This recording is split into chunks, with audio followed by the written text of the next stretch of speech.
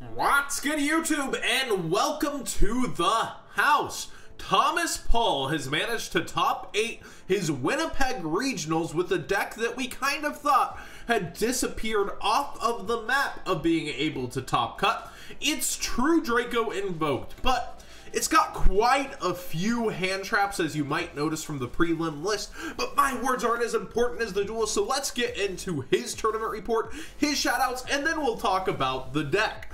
So Thomas Paul says, tournament report, round 1 I played Pendulum Magicians. Game 1 I won the dice roll and was able to lean on Mechaba and grind him down until he was out of resources. Game 2 I was able to evenly match his field. Feels good, man. 1-0. He's got that Twitch humor, I like it. Round 2, I played another Pendulum Magician. Game 1, I opened nothing but hand traps, and Game 3, I opened nothing but side deck.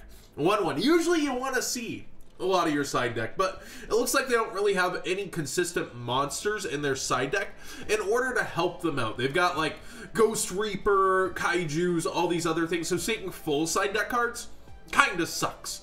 So I guess it just wasn't his day there on that one, but it would be his day later. Round 3, I was against 6 Samurai. Game 1, he bricked and I did not. Game 2, I was able to Beta Negation and Gamma his Naturia Beast and go for Omega Beatdown. Interesting. Round 4 was another Pendulum Magician matchup. Game 1, hand traps coupled with having a better grind game got me there. Game 2, Mechaba is too good, 3-1. I always think with Pendulum Magicians, by about turn 2, you can tell if you're going to win or not. It takes like really insane top decks like Desires and getting 2 cards and getting extra advantage you didn't know you could have access to with Pendulum Magicians to mount a comeback that you didn't see coming. And I feel like true Draco does have a very nice grind game along with Invoked because you're going to keep getting your resources back. So that's pretty awesome. Round 4 was another Pendulum Magician matchup. Oh, we already did that, my bad. Round 5 was ABC. Game 1, I kept banishing his pieces for Mechaba, and it took care of the rest. Game 2 was back and forth with him turning into Decode Talker Beatdown. Ooh, Decode Talker is pretty beefy at 3,300. Game 3, I got evenly matched. Feels bad, man, 3-2. So it looks like you would feel like you're out of it and just getting your invite, but at a smaller regional, sometimes X2s make it, and our man's is gonna sneak in at 8th place. Spoilers. Round 6 was another ABC match, back to back. Long story short, having Mechaba makes his best cards my best cards. 4-2. So his pieces going to graveyard get banished in order to turn into Mechaba. That sounds pretty awesome. Round 7 was ABC. Again, 3 ABCs in a row here at the end. I won the dice roll, and he said this deck isn't a good going second. Good news for me.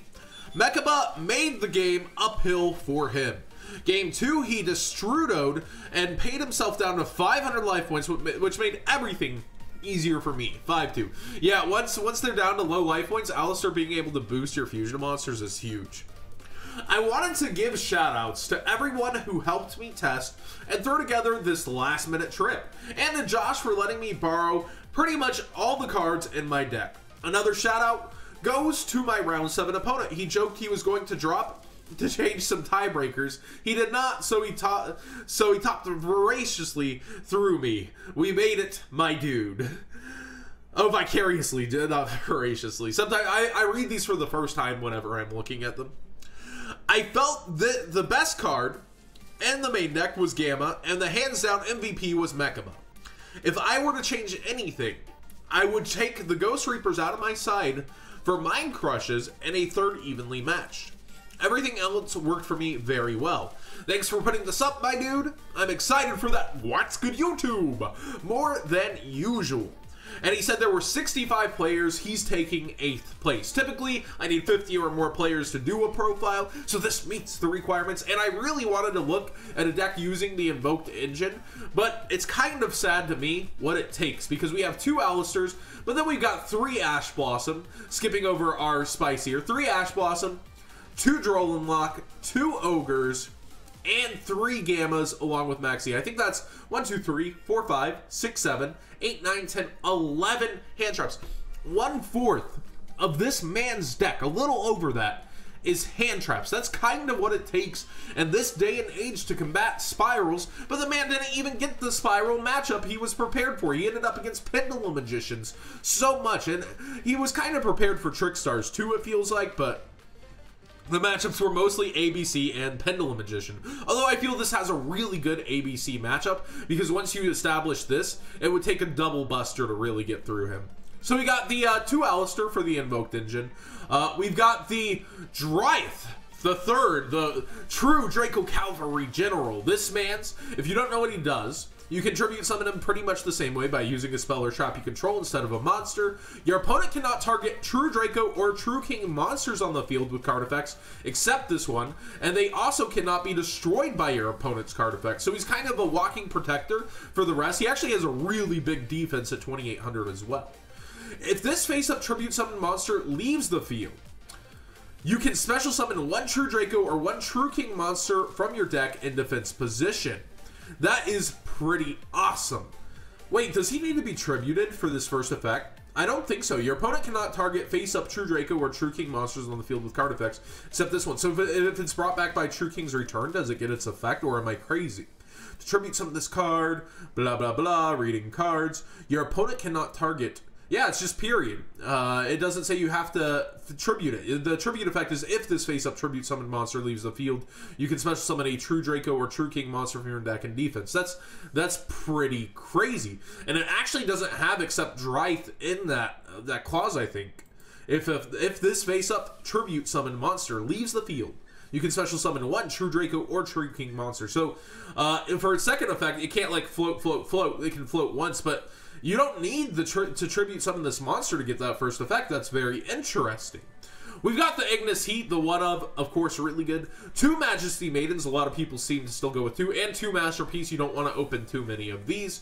I think Gamma's a really nice addition to the hand trap lineup here. You don't see that too often, but if you like go Diagram and activate its effect and they try to hand trap you, you can Gamma, get out 2 pieces, and you're able to have tribute summon fodder for the rest of your true Dracos, using the effects of your spells in order to get your extra tribute summons. That's pretty nice in my book, especially protecting your field spells from hand traps, you know, when you're going first even. 3 Diagrams, 2 Invocations, 2 Meltdowns, so not the biggest engine. I'm sure that set rotation actually could have given this some traction, but it seems he doesn't choose to play set rotation despite having access to the 2 field spells. I guess consistency. I don't know the theorio on that. We've got 2 Desires, 1 Regeki, double Terraforming, triple Heritage, 1 Warning, and double Apocalypse with the 1 Return. Like I said, that's really interesting that this man's gets his effect that way. That's pretty awesome. So like you could like bring him out in response to like some targeting destruction or something. I don't know, but basically he protects any of your true Draco monsters. That's really cool. I personally didn't know that till I just read it out loud again. 3 Ghost Reaper and Winter Cherries. We've got a Sticky String, a Gamma Seal, triple Cosmic Cyclone, triple Dimensional Barrier, double Evenly Matched, and double Solemn Strike. We've got triple Invoked Mechaba, probably the MVP of the Invoked side over here. The driver pieces also work for fusioning, so like if you tribute summon 1, like I said earlier, with by using the spell's additional tribute kind of effect, I guess having a Mechaba out isn't too far-fetched. You can special summon when you use this tribute effect, right? I believe, or you would just have to do it before. So there is that. And then we have Magillencia, Purgatorio, one of my favorite, for all you people who get triggered when I call it Purgatorio. I just think it looks kind of like Gengar. It reminds me of him. We got Coitus, 1 Raijin, ABC Dragon Buster for these cherries. Like he said, he might swap those out. We got a Firewall Dragon, a Borolo Dragon, the Kotalker, Helix, Proxy Dragon, 1 Omega, and a Totally Awesome. Remember, you're going to have to hit Firewall with the second cherries if you drew 2. Against spirals, first you hit the helix, then you hit the firewall. You got targets in case you hit multiple. I don't think he's bringing out either of these too often in this deck. And Toad over Dante, that's interesting. I guess he might have a hard Paleozoic matchup. This deck, whenever you tribute traps, has a natural advantage, but he's only playing 3 continuous traps in the main deck, so maybe he has kind of a shortage of them against Paleozoics, and has geared himself against the other matchups.